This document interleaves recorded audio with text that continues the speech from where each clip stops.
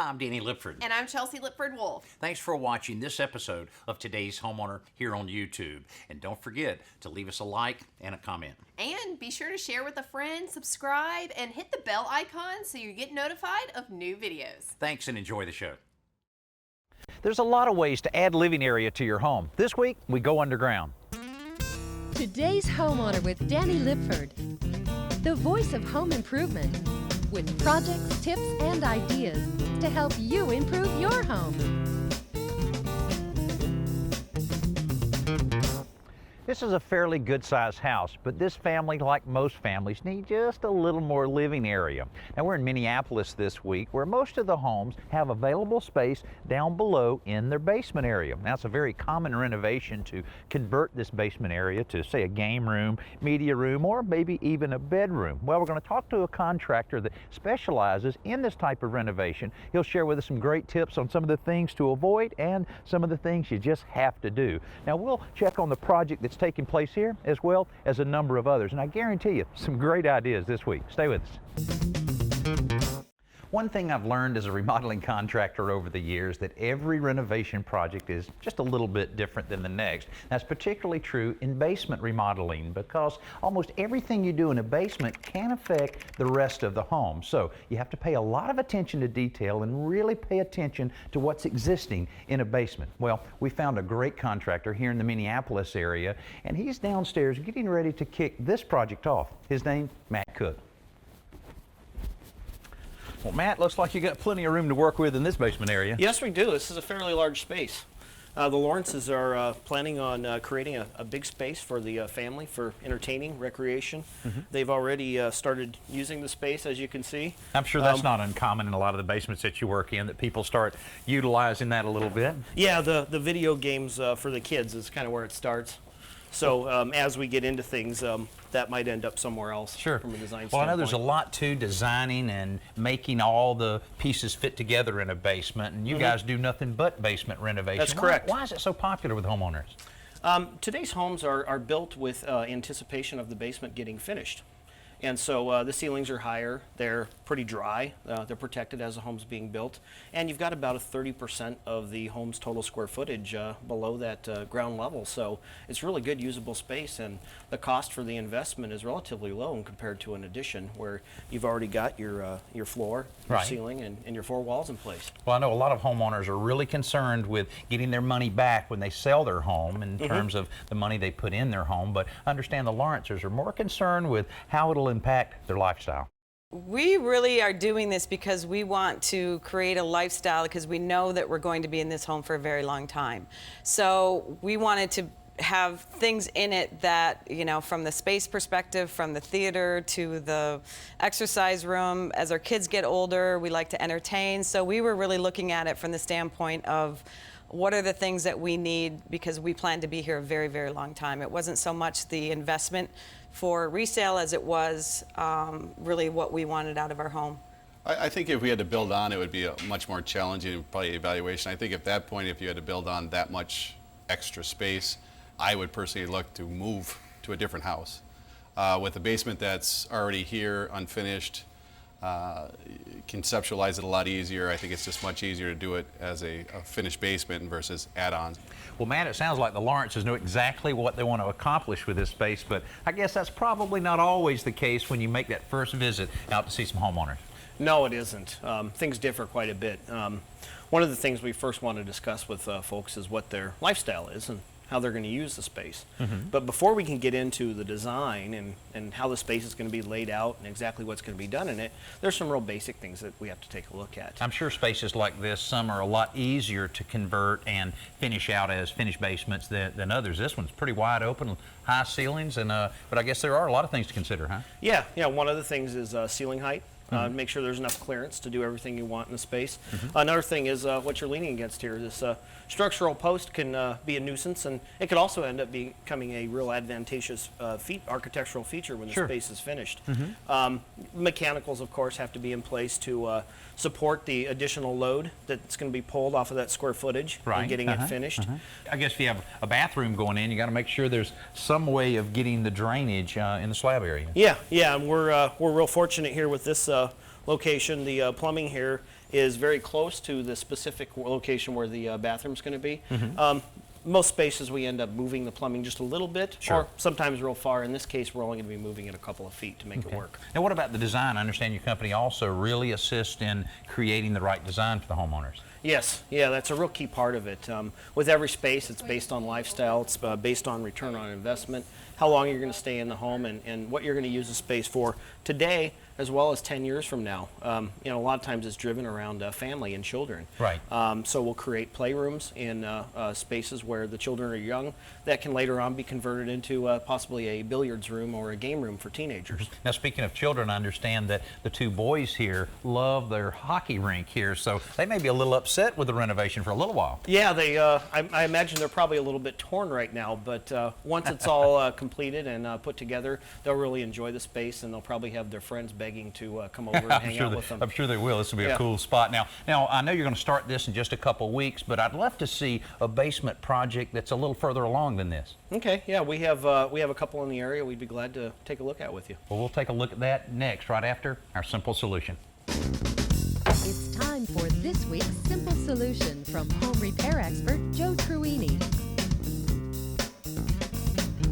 Finding new storage space in your garage and workshop is always a challenge, but if you have an exposed stud wall, as we do in this garage, there are several ways to find storage space. In this case, we just took some 1x4s and nailed them up to create little shelves for short paint cans and spray paint.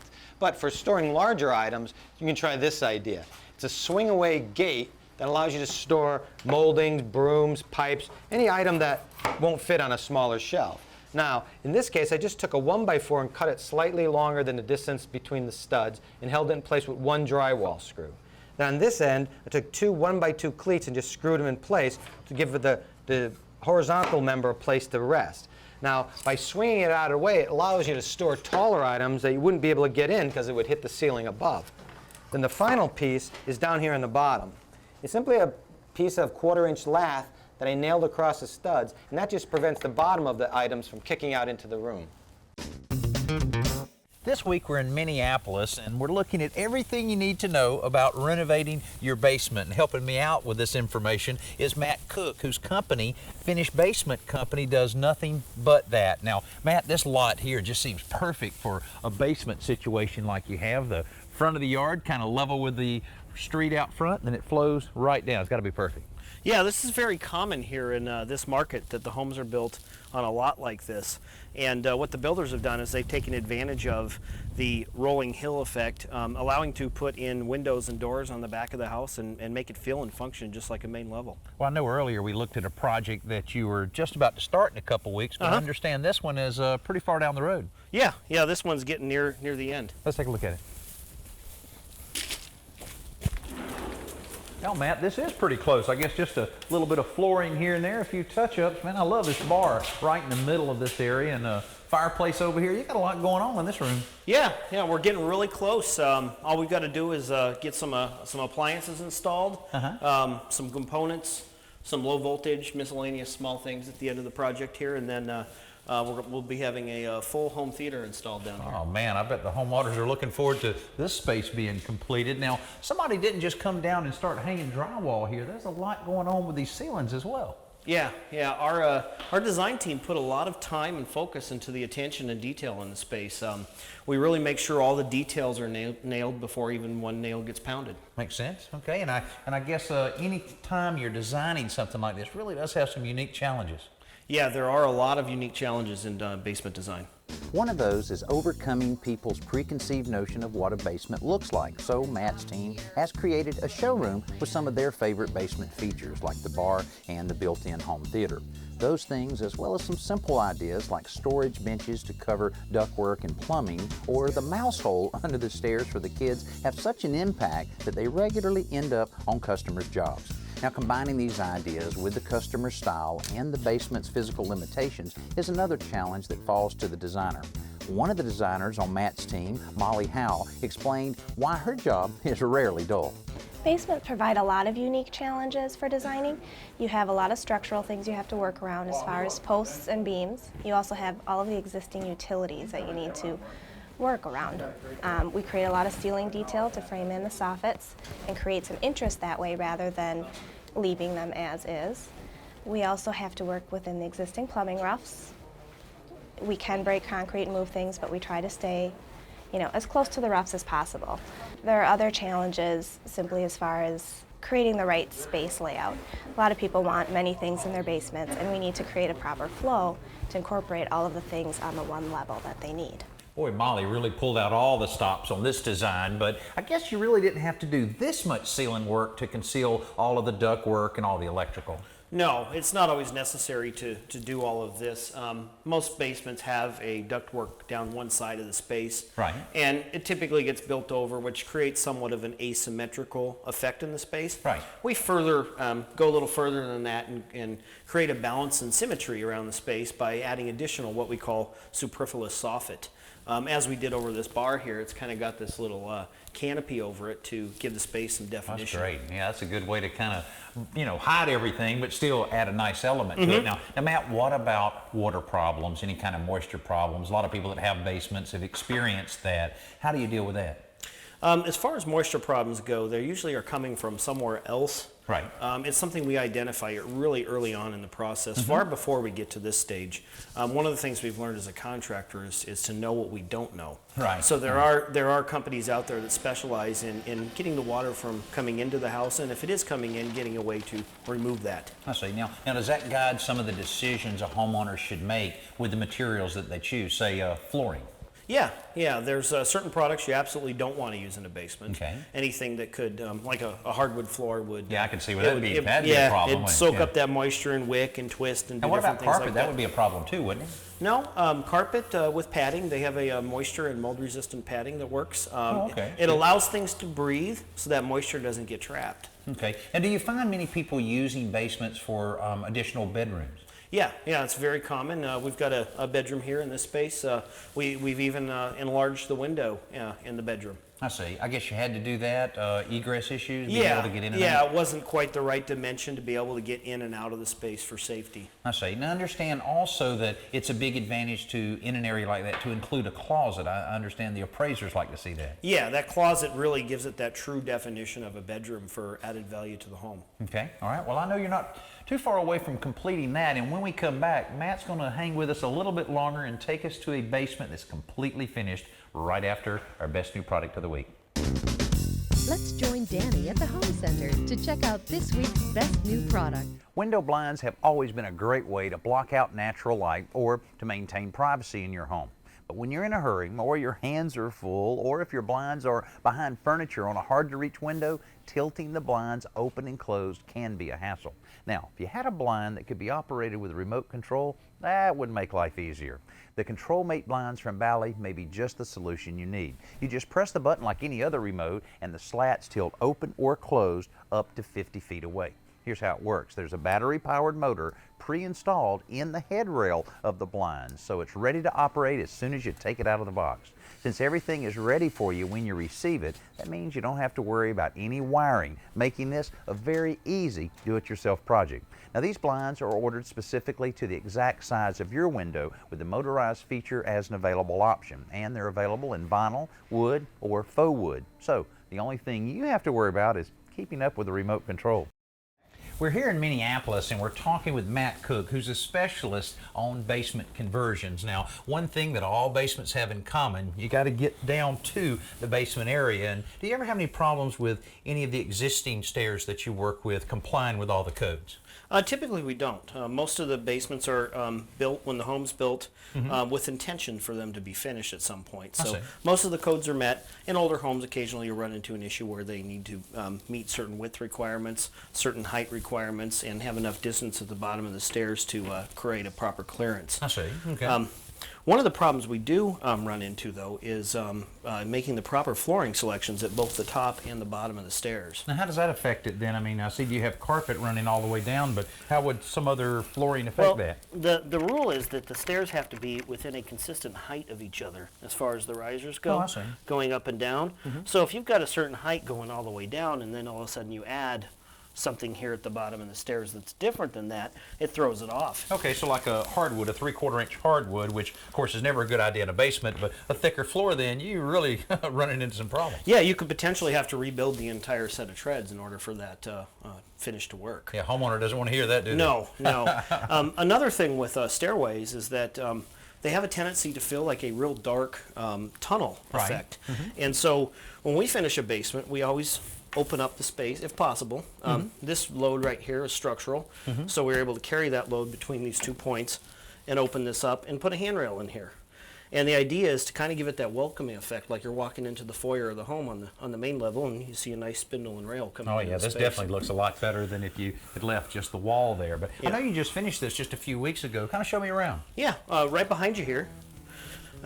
We have finished this space off, and it will be receiving furniture soon as a office that seconds as a bedroom.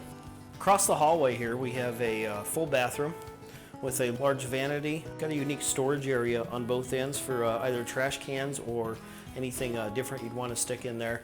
We also have an oval-shaped sink as well as a custom tiled shower. Coming down the hallway here, we have storage on both sides, and it opens up into the entertainment and recreation space. As you come down to the end here, it is a family area that functions as a theater area. Can be used for both. We have a theater wall here with a stone finished back and an arch to really showcase this really nice plasma TV, as well as some cabinetry on both sides. There is a walk-up bar, which is really a key feature. Both ends of it are encapsulated with stone, and the countertop tile ties in with the stone for a good match. The cabinetry in this area is maple cabinetry. And the last room we have here, Danny, is a bedroom. This bedroom was one of the main reasons why the homeowners wanted to finish the space, was to create a spot for their oldest son. Oh, this isn't a bad place for a teenager to hang out. Plenty of storage space there, the nice TV on the wall and desk over in the corner. I'd love to have had this when I was a kid. And something very unique about this basement is that it's fully underground. So when we came to the project, there were little small awning windows in that didn't meet code. And of course, with this being a bedroom, we installed an egress window. Oh, okay. This particular egress window not only adds natural light to the space, but it also serves as a emergency exit for the space in case somebody needs to get out of here in a hurry. That's a pretty cool way you did that, with the timbers kind of creating almost a step effect there. Yeah, and you can put shrubs or flowers or something in there for a more decorative effect. There's a number of different finishes this could be done in, but we chose to use 6x6 cedar timbers. Yeah, that looks great. I'm just glad I wasn't around when you were chiseling out that foundation wall for that window. A lot of work. That was, a lot of work. Hey man, thanks a lot for showing us around all the projects and everything. Must be a lot of fun finishing off these basements It's a blast. and getting the results like you have here, and just really, really good job. Thank you. Let's head outside for Around the Yard with lawn and garden expert Tricia Craven-Worley. You know, a leaf blower is a great tool for a big yard like this. My own garden, I can get away with a rake. But if you are using a leaf blower, there's some really important things to keep in mind. First, keep the wind at your back so you're not fighting against it. And secondly, some really important safety tips. Use goggles. When you're blowing, you've got debris, some leaves, maybe a few twigs that are blowing around.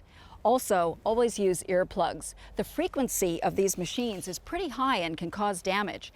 Especially the more powerful gas kind, they really do a lot of damage to your ears if they're not protected. Make sure that you have enough clothing on. Closed-toed shoes, gloves, and cover your whole body, again, because things can blow against you and you want to protect it. One of the most important things that a lot of people don't think about when it comes to using a leaf blower is etiquette.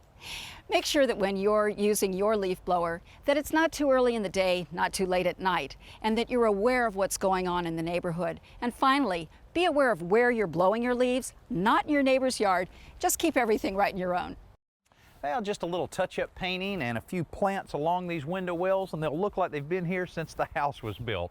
Now, if you're thinking of doing anything to the basement area in your home, I hope we've been able to share with you a few tips and some information that can help you with that project. And you might also consider trying to find a company that specializes in this type of work like we found here in Minneapolis. And the people in this town have been so hospitable and so nice to allow us to kind of trudge through their home to show you some of their basement projects. Hey, thanks for being with us. We'll see you next week. I'm Danny Lipford.